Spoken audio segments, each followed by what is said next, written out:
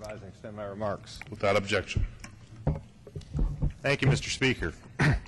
Picking up where the distinguished gentleman from North Carolina, Mr. Jones, left off, I too wish to address the subject of American International Group, also known as AIG. As we've recently heard, having run the company into the ground and received a taxpayer bailout, roughly $173 billion, they are now going to give themselves $165 million in bonuses. The argument being that the contracts were entered into prior to the government bailout, and thus, darn the luck, their hands are tied. They will have to accept this money. And yet I think of another instance where taxpayer funds have been used, 1/10 of the amount, within the auto industry, where right now the men and women, white-collar employees, workforce, and the United Auto Workers blue-collar workforce are busy renegotiating contracts so they can earn less in order to justify continued taxpayer support of our domestic auto industry. Clearly, they understand what is necessary to restructure and be viable for the future, even if the individuals at AIG do not. What we are facing now is not only a crisis of confidence within our financial institutions, we are facing a crisis of confidence within our governmental institutions. As taxpayers watch hundreds of billions of their hard-earned dollars be spent on the very financial institutions that brought us to the precipice of a global depression,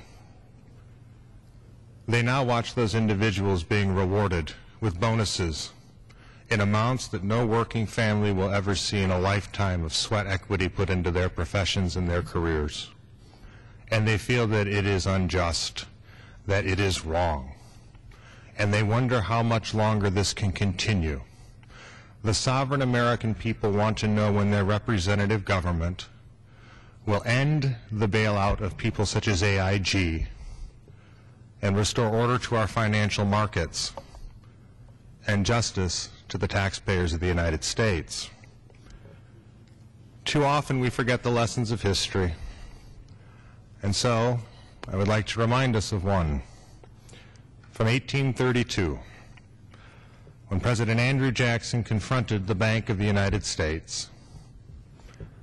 He said, quote, "Gentlemen, I have had men watching you for a long time, and I am convinced that you have used the funds of the bank to speculate in the breadstuffs of the country. When you won, you divided the profits amongst you, and when you lost, you charged it to the bank. You tell me that if I take the deposits from the bank and annul the charter, I shall ruin 10,000 families. That may be true, gentlemen, but that is your sin. Should I let you go on, you will ruin 50,000 families, and that would be my sin."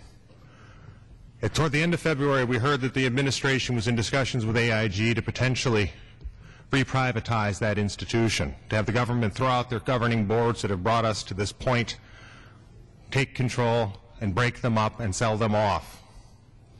That would be in the best interest of the American people. For the continuation of the theory that a necessary evil requires propping them up and allowing them to profit at taxpayer expense for the misfeasance that they have wrought would be unjust. Because as Andrew Jackson also pointed out, there are no necessary evils in government. It is time for the American people's representative government to take swift and decisive action, stop the bleeding of the taxpayers, put AIG out of our misery, and help restore confidence and stability to America's financial markets. I yield back the balance of my time. The gentleman yields back the balance of his time.